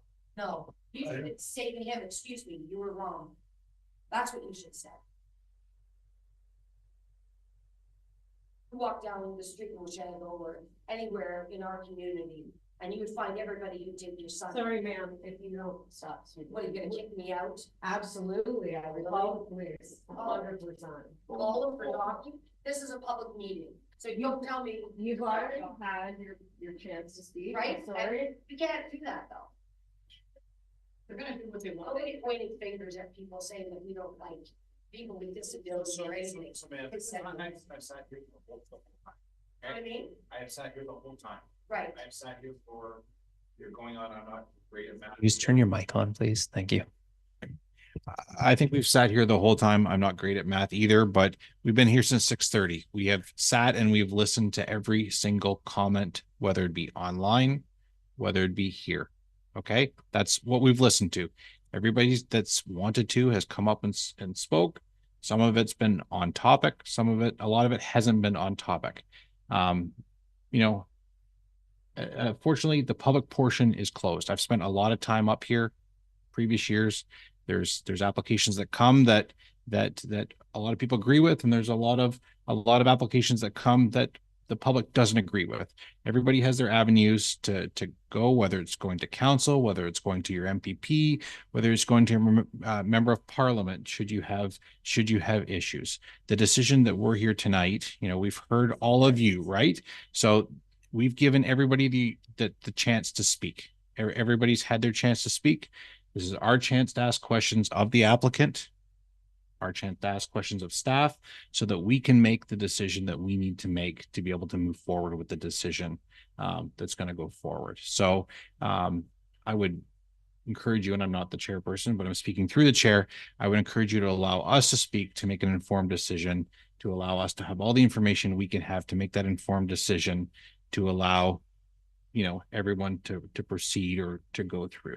And I'm not great with words, but I think one thing in this room, we need to respect one another.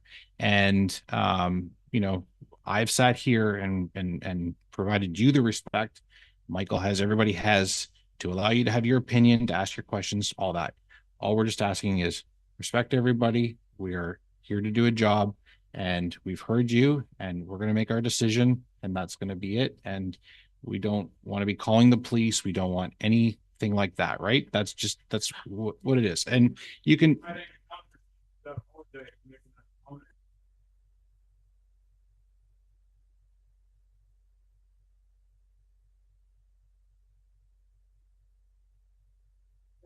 So I'm just gonna ask that we just stop. Okay. You were wrong and you know it. Okay. We don't need language. This is a public meeting. I don't need to be. The public portion of the meeting is closed.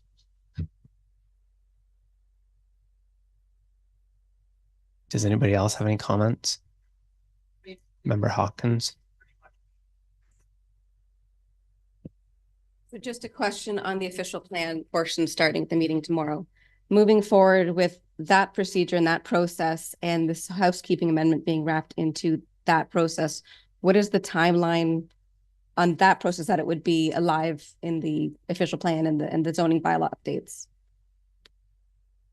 If township staff can clarify. Through the chair, to Member Hawkins. So the current official plan does provide or allow for this proposal, so it does not need to be altered. Our new official plan contains much more inclusive language, modern language. The housekeeping zoning bylaw amendment, typically we do around one a year. I think we had been thinking we would do one in the fall to clean up a few things. So probably within the next 6 months, it would be brought forward to council for a public meeting.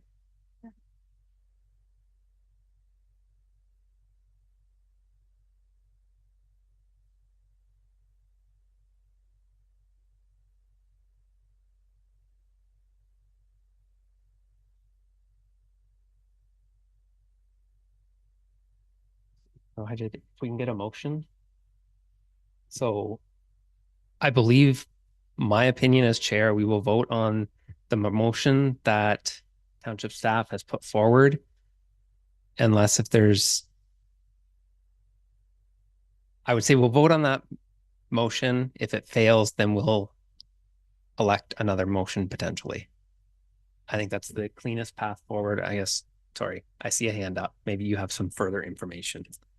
Thank you, Chair. I just wanted to procedurally remind committee that a tied motion is a failed motion just because one of our members is not here tonight, so we don't have the odd numbers. If you vote on an approval and it is lost, then you can table another motion.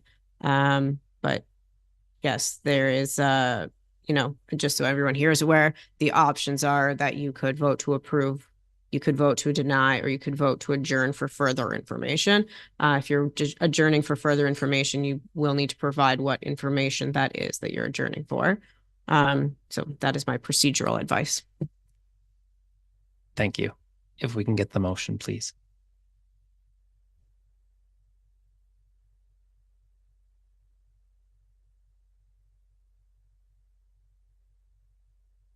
So we have motion COA 2024-034 moved by member Hawkins, seconded by member Vandergeest, that staff report D24-023 be received, and further that minor variance application A-12-24 be provisionally approved subject to the conditions included as attachment 6 to staff report D24-023.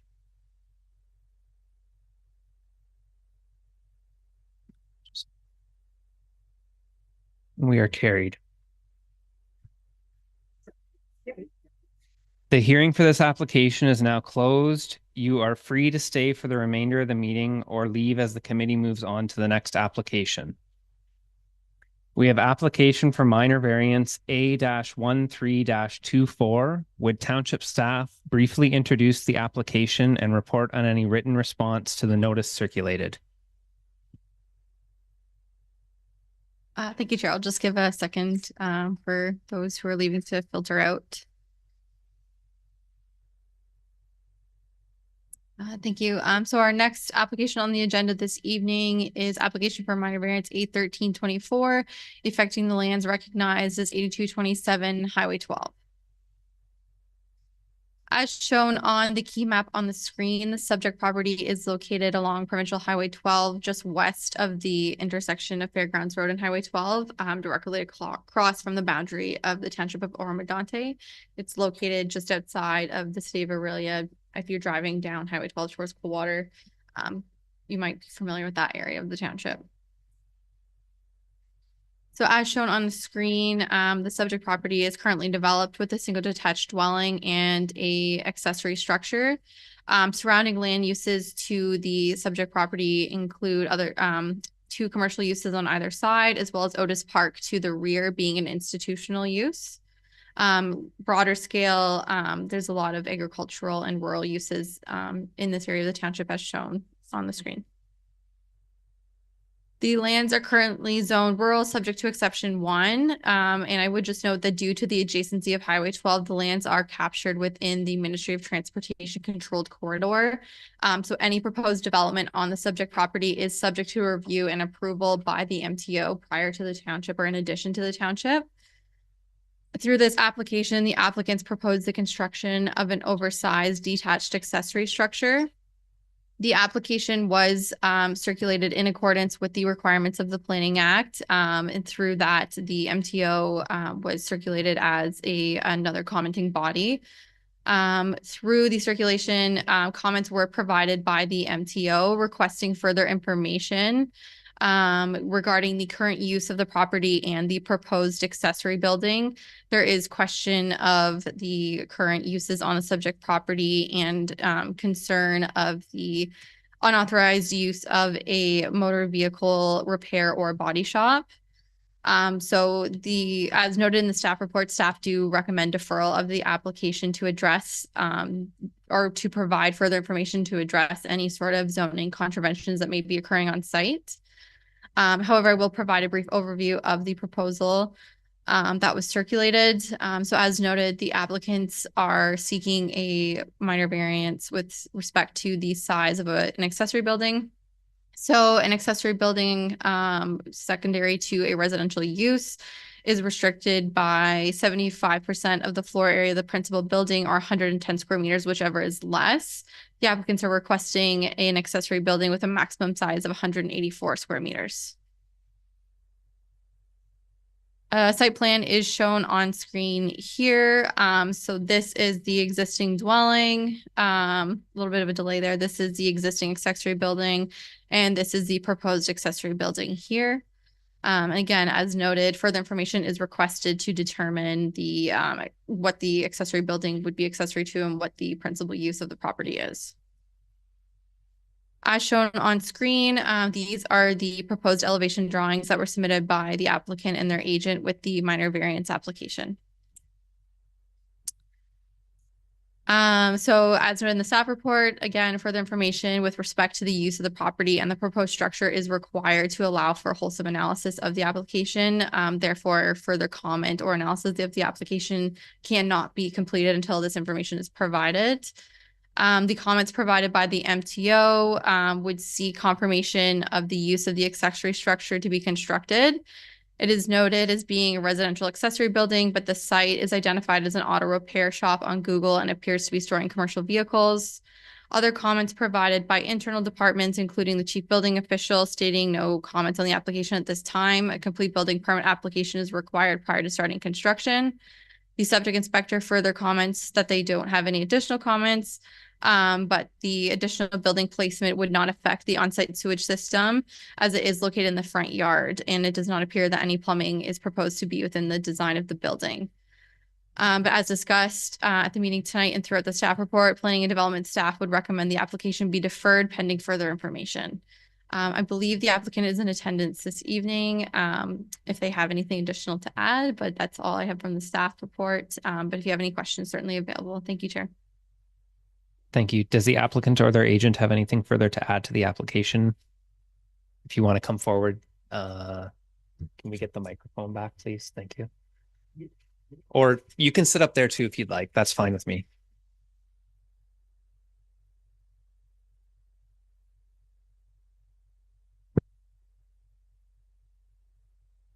Good evening. My name is David Wiggins. I reside at 8227 Highway 12.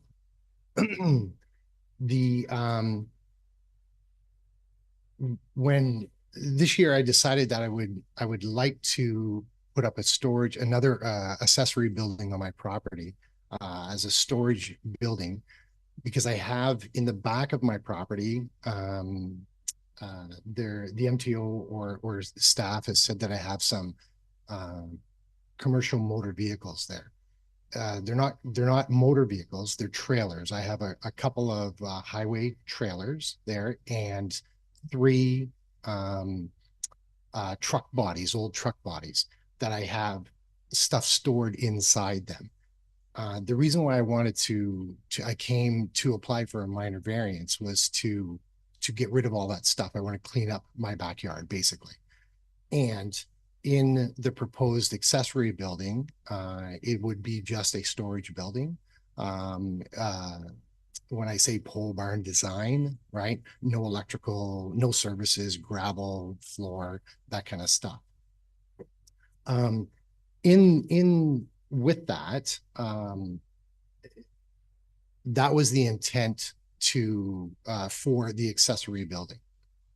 In between there, I operate a hobby business out of my existing accessory building. I have no employees. It's just myself. It's a part-time thing. I do custom exhaust work on hot rods, classic cars, that kind of stuff.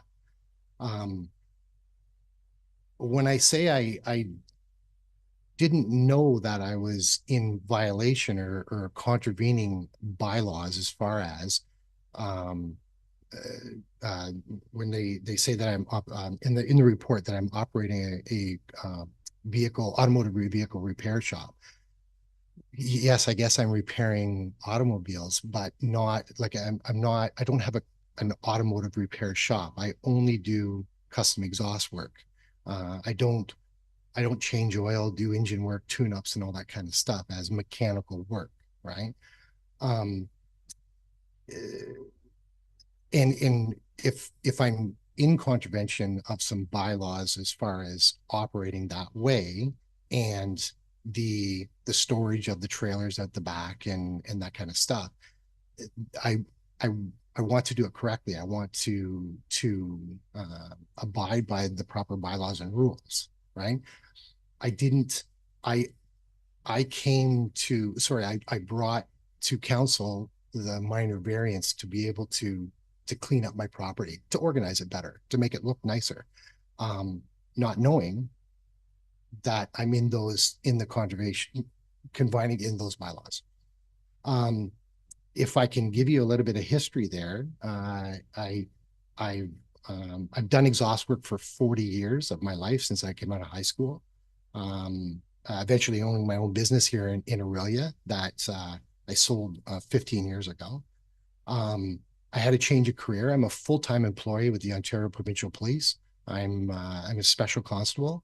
I move and transfer prisoners to and from the CNCC in Penetang, the jail there. My hobby business that I have at home is something that I do after hours and on weekends. It's not a full-time thing for me. When I say I made the decision to do that, after I sold my business in Aurelia back in 2008, had many people ask me, I can't get done what you used to do. That's how come I went back into a part-time business that way. I understand through some emails in the last couple of days, I have my agent, Andrew McIntyre, who is currently out of the country. I wouldn't normally be doing this because I don't know the process of all of it, right? That's how come I hired somebody to do it all for me, right? So I'm sorry if I'm a little out of sorts with policies and procedures that way, right? The reason why I wanted the accessory building in the backyard, like I say, is to clean up all the stuff. I have a vintage snowmobile collection. And we have a large RV trailer that I just wanted to get all indoors instead of storing it in other places like I do now. That's all. But through with an email today with Emily, she had made me aware of that I'm in support of it being deferred because we're not ready to proceed yet. And that bylaw will be contacting me to take care of the problem that I'm having right now of doing something not right, right? So I'm in support of that, and when I say look forward to working with them, is to come up with a solution of what we need to do there to be able to proceed with a building down the road. That's all. So, yeah, not an excuse, an explanation, I guess, is what I like to say. Thank you. I think that context helps a lot for me anyway. I don't know about other members. I can't read their mind, but thank you. Are there any persons participating via Zoom who have either questions or wish to speak in favor or opposition to the application? Please address your questions through me. I think there's anybody. Are there any persons in attendance in person who have either questions or who wish to speak in favor or opposition to the application? Please address your questions through me. The applicant may be asked to respond to each party. When commenting, please give your name and address for the minutes. If you can, maybe if you don't mind going to that microphone, just touch the...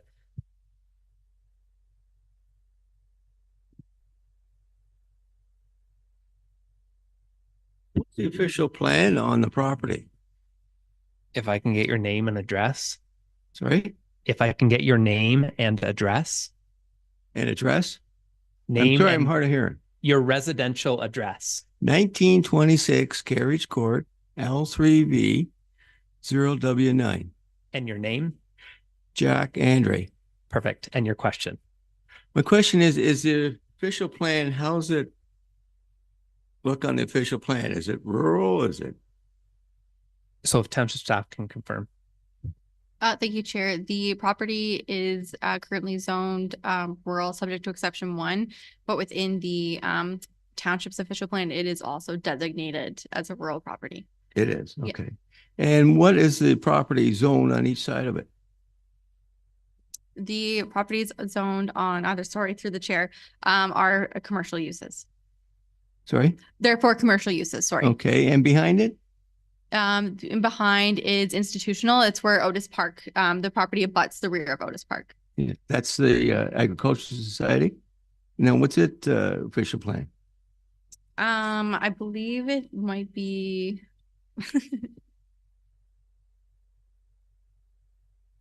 So just to clarify, the official plan is a larger policy umbrella, and then the zoning bylaws under that. Official plan, though. So the official plan designation for Otis Park is, I believe it's open space. It's open space at Otis Park. Okay. And the 2 commercial businesses are designated for highway commercial purposes. Right. So he commercial on one side, commercial on the other side, and he's rural. That's all the questions I have. Thank you. Does anybody else have any questions? If you can just press the red button. Thank you. No further questions? If there are no further questions or comments, I declare the public portion of this application closed. Do any members of the committee require further clarification or wish to provide comments on the application? Member Hawkins? Just a quick question through the chair. The bylaw, the 110 square meters is the maximum with the 75% of the main residence. Does that in total both of the accessory buildings? It is. Is the variance be for the one building or just a total of both buildings? So township staff can address that, please. Thank you, Chair, through to Member Hawkins. So the provisions would apply to each accessory structure individually. So someone could come forward with a building permit for one accessory structure, it'd be subject to those provisions. They could come forward with a permit for another accessory structure at a later date, subject to those provisions again. However, the number of detached accessory structures accessory to a residential use is limited to 3.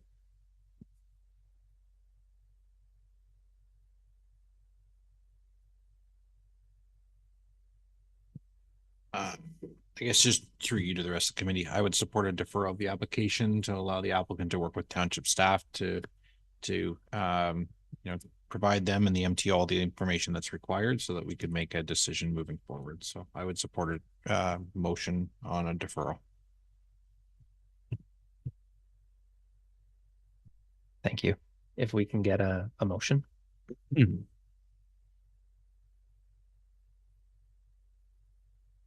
So motion COA 2024-035, moved by member Bossy, seconded by member Vandergeest, that staff report D24-024 be received. And further, that minor variance application A13-24 be deferred pending further information as outlined in staff report D24-024. And further, that should the application not return within the next 12 months, that the file be closed for inactivity in accordance with the township policy. We can vote, and we are carried. The hearing for this application is now closed. You are free to stay for the remainder of the meeting or leave as the committee moves on to correspondence that we have received. I've not dealt with this, but do we just do it through a motion as well? Okay. If I can get a motion for the you do presentations. Sorry, if I can get a motion for the correspondence.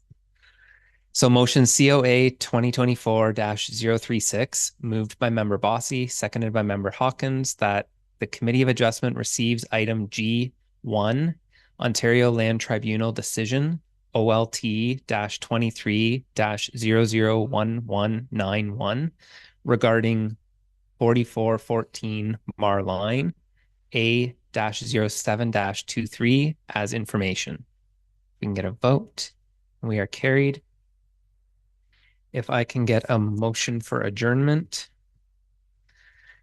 Motion COA 2024-036, moved by member Vandergeest, seconded by member Hawkins, that the Committee of Adjustment be adjourned at 8:37 p.m. on Tuesday, June 18th, 2024.